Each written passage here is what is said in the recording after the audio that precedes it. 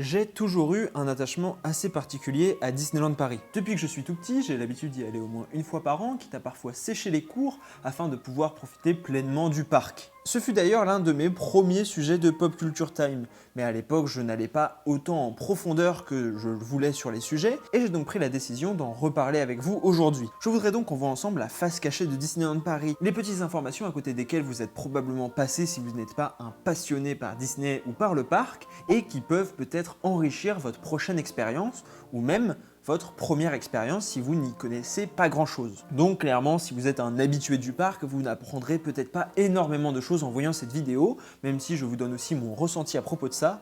Mais par contre, si vous y allez comme moi de temps en temps, il est fort probable que vous en ressortiez un peu plus instruit sur le sujet. On va donc commencer tout de suite avec la face cachée des origines de Disneyland Paris.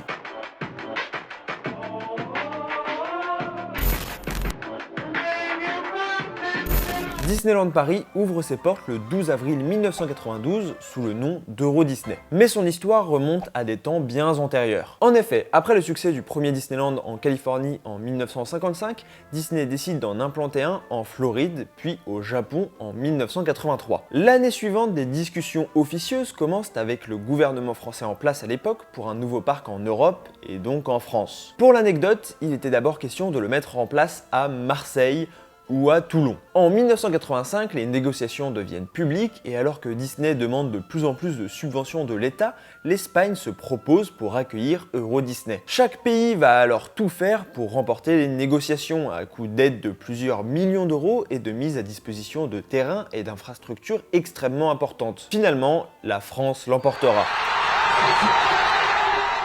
Le parc ouvre donc en 1992 et un second est annoncé dans la foulée. Tout va bien pour le mieux? Eh ben non, pas vraiment. D'abord, avant même son arrivée, le parc rencontrait beaucoup de détracteurs en France. Des manifestations ont même eu lieu dénonçant un impérialisme américain. Et pour cause, malgré les tentatives, comme le fait d'adapter le château pour le rendre moins réaliste et ainsi ne pas souffrir de la comparaison avec les vrais châteaux français, le mélange culturel ne prend pas immédiatement. D'ailleurs, petite anecdote, le château est peint avec une couleur plus foncée en bas qu'en haut parce que ça donne l'impression qu'il est plus grand. Bref, le parc attire des visiteurs mais ne parvient pas entièrement à satisfaire les Européens. Les efforts d'adaptation seront alors redoublés avec en figure de proue la mise en place de la vente de vin qui était jusqu'alors complètement interdite dans l'ensemble des parcs du monde. De plus, à son ouverture, l'offre du parc reste quand même assez réduite avec peu d'attractions exclusives et quasiment aucune sensation forte. Sa réussite tient avant tout à sa thématisation, à l'image de Discoveryland, une région entière du parc inspirée par les différentes œuvres de Jules Verne qui sera assez vite complétée par Space Mountain. De plus, l'attention portée aux détails est particulièrement importante, car il s'agissait du premier parc commandité par Frank Eisner, le successeur de Walt Disney, et il voulait absolument marquer son passage et montrer sa grandeur. Mais voilà, les résultats ne sont clairement pas au rendez-vous et cela va être le début d'une longue série de problèmes financiers.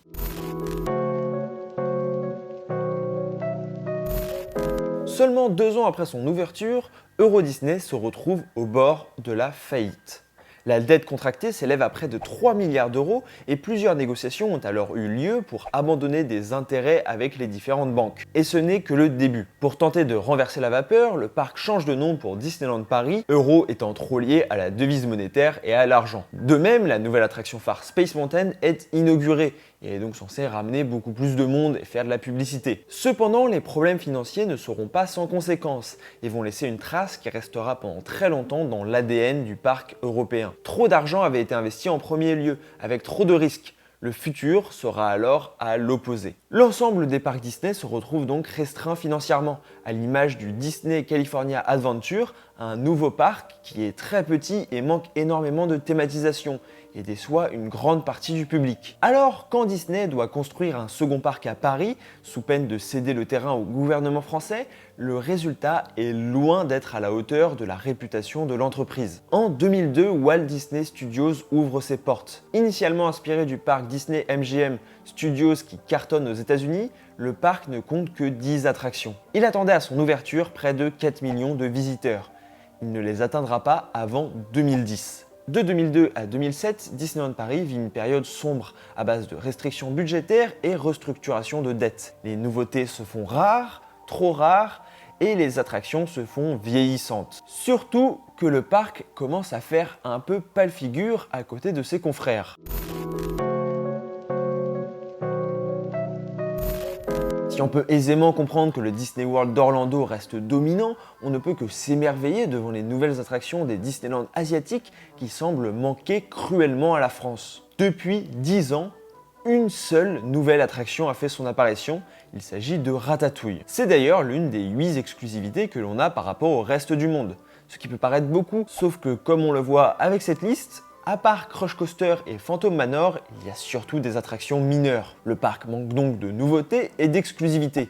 On pourrait donc en conclure que c'est l'un des plus mauvais au monde. Mais ça serait se méprendre sur l'ambition et la manière dont il faut juger un parc. Car en dehors des attractions, Disneyland Paris est probablement le plus beau et le plus agréable des parcs. Il possède une cohérence et un sens du détail unique. Frontierland est considéré comme un exemple de thématisation réussie, avec une véritable impression de se retrouver au Far West. De même pour Discoveryland, qui est une adaptation des Land Tomorrowland dans le reste du monde, qui possède sa propre cohérence teintée des romans de Jules Verne, et dont on parlera un peu après. Donc finalement, s'il est loin d'être le meilleur de tous les parcs, Disneyland Paris ne fait pas figure de brebis galeuse, malgré le fait que le parc studio l'enfonce plus qu'autre chose, et qu'il manque cruellement de nouveautés. Ce que compte bien d'ailleurs changer Disney dans le futur.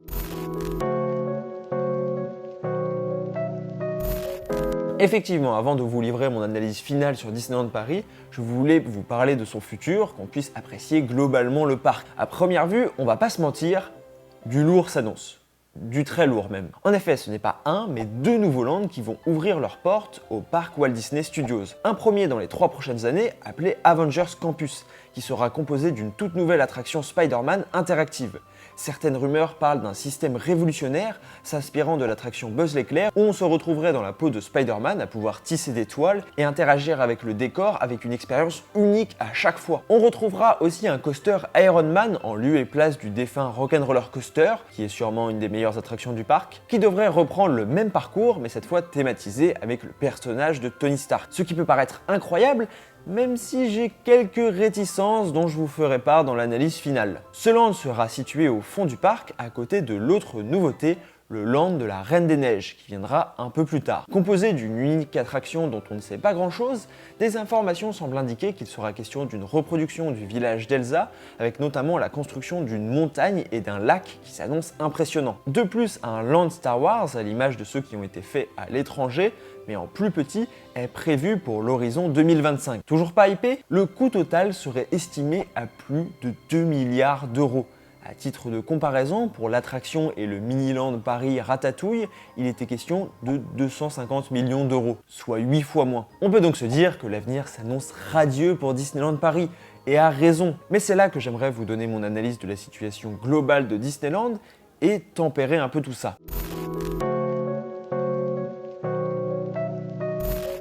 Je suis un fan de super-héros, et particulièrement de Marvel, comme mon décor peut facilement en témoigner. La licence Star Wars est aussi une saga que j'apprécie énormément, et si je ne suis pas fan de la Reine des Neiges, l'ambition du projet a su piquer ma curiosité. Cependant, je ne peux que regretter cet arrivage massif des licences issues de blockbusters à gros budget à Disneyland, détruisant parfois la cohérence du parc. Et oui, on va parler d'Hyperspace Mountain. Comme je l'ai dit, Disneyland Paris est particulièrement loué pour la création d'univers, notamment Jules Vernien à Discoveryland. Un univers qui a été partiellement détruit par l'arrivée de Buzz l'éclair, que j'aime beaucoup par ailleurs, mais qui a probablement été achevé par la réhabilitation catastrophique de Space Mountain. Transformer Space Mountain en une attraction Star Wars n'est pas une mauvaise idée en soi. Situé à côté de Star Tours et d'un restaurant qui aurait pu devenir une réplique de la Cantina, l'idée d'un mini-land Star Wars à cet emplacement ne me paraît pas complètement incongrue. Sauf qu'il vient complètement annihiler tout l'intérêt des attractions comme le Nautilus ou Orbitron, qui semblent désormais hors sujet. Sans compter que la thématisation a été faite à l'arrache, en ajoutant une bande-son différente et 3 pauvres écrans censés rappeler l'univers de George Lucas. Autant vous dire que la réhabilitation de Rock'n'Roller Coaster, une de mes attractions préférées,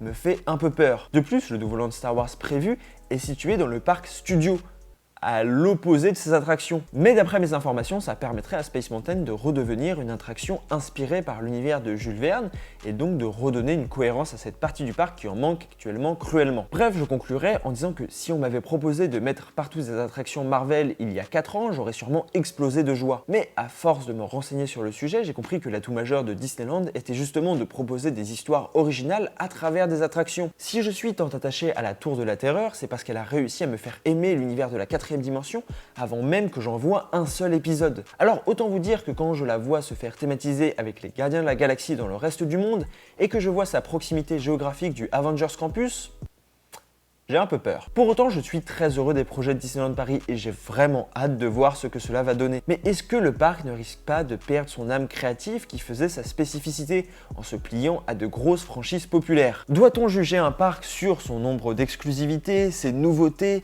la manière dont il arrive à attirer le public avec des grosses franchises et des nouvelles technologies, ou par sa cohérence, sa thématisation et sa capacité à créer et à raconter une histoire? À vous de me dire en commentaire. Avant de conclure, j'aimerais remercier le site Disneyland Paris Dream qui m'a beaucoup aidé sur les news. C'est eux qui m'ont apporté la plupart des infos, etc. Je leur ai demandé, n'hésitez pas à les suivre sur Twitter. Ils font un travail exceptionnel de veille et donc d'information sur Disneyland Paris si ça vous intéresse.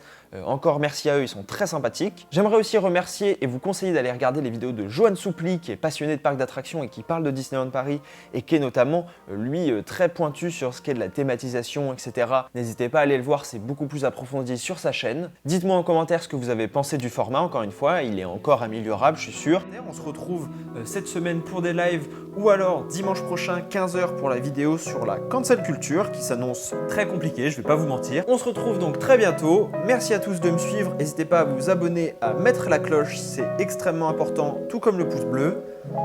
À la prochaine. Ciao!